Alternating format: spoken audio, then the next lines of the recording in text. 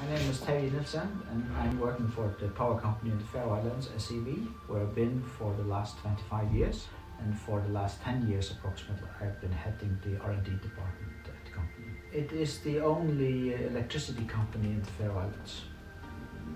In terms of inhabitants, approximately 55,000 inhabitants. So it's a small country. In terms of land, it's I think 1,300 square kilometers, but if you take all the economic zone, it's 260,000 square kilometers, so much bigger than Denmark. We have been looking into integration of EVs for quite some time. I think we started it back in 2009, at that point together with Dong Energy, where our main focus was on the upcoming penetration or integration of EVs. And the challenges it might impose on an isolated power system, because in our backhead our concerns were mostly about people coming home normally at 5 and then they charge their cars, go in and cook their dinner, etc., etc. And it will put some high pressure on the electrical infrastructure in the island system. So already back in that point in time, we decided to look more into how could we control the charging of the EVs, and that have been in the backhead of our minds for many years. And this project now does actually the fact that we take when we have excess renewable energy, we put charging orders to all our cars, so they first and foremost charge with green energy.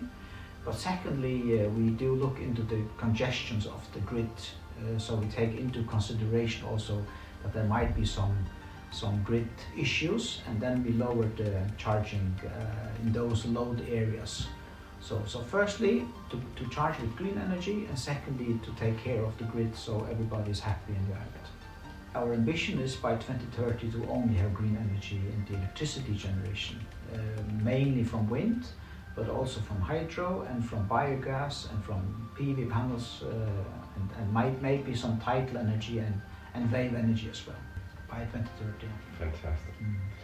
We anticipate a growth in energy demand, obviously, because we incentivize people to change their means of transport into EVs and heating into heat pumps. So that will put some extra stress on the demand side. And beside that, we also anticipate a 3% growth in what we say traditional demand increase. So we're going from, say, 450, 500 gigawatt hours a day up to maybe 800 gigawatt hours by 2030, and all of them should come from green resources at that point in time.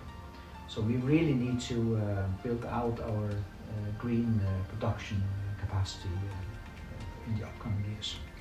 And we have, I had to add to that we have a really tangible roadmap up toward 2030, exactly what to build, both in terms of wind and hydro and PV, etc.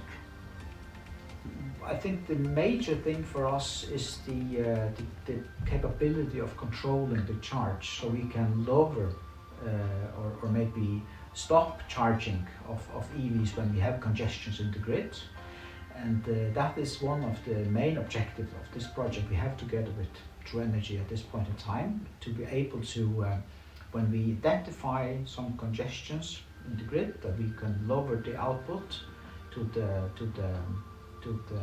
EVs in those specific load areas.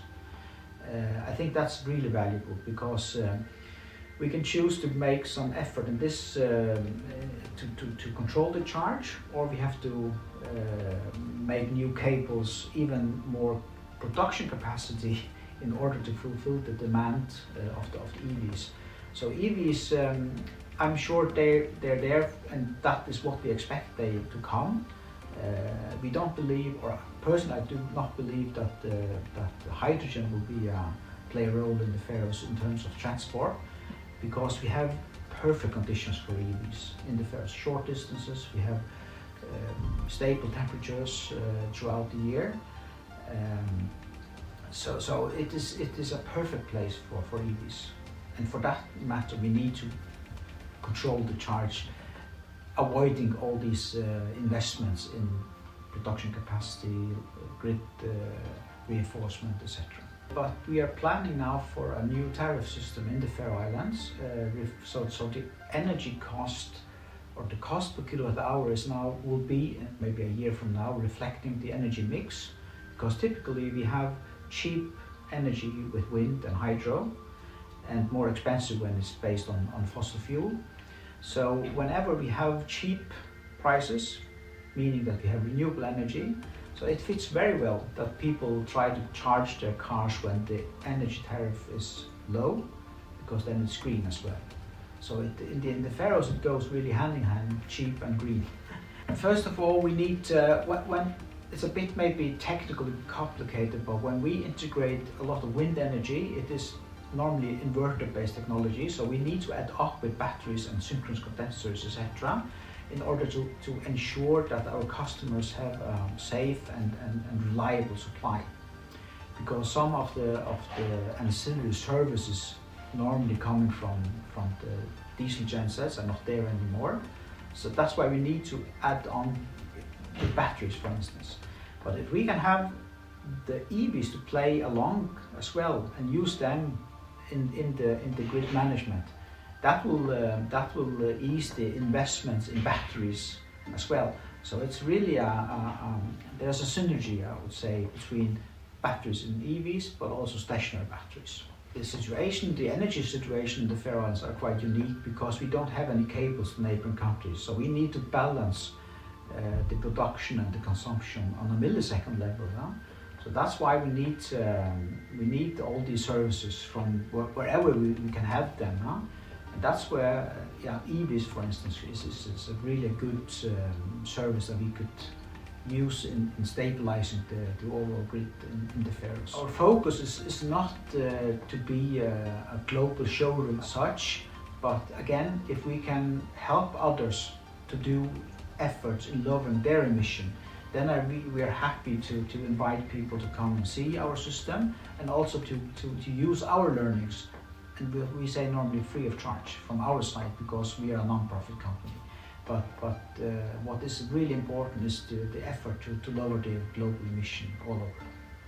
I think the answer from my side will be quite short, is to find the right partner to partner up with in order to do this. Because even if you have a good hunch about what you need to do, in our small community it's hard to find the right competences and to find the partnerships around the world that are able to help us out with this. It's really important for us, and that is something we've said all the way along, that going 100% green by 2030 is easy to say, but we definitely need others to help us on this path, because this is something we can't do on our own.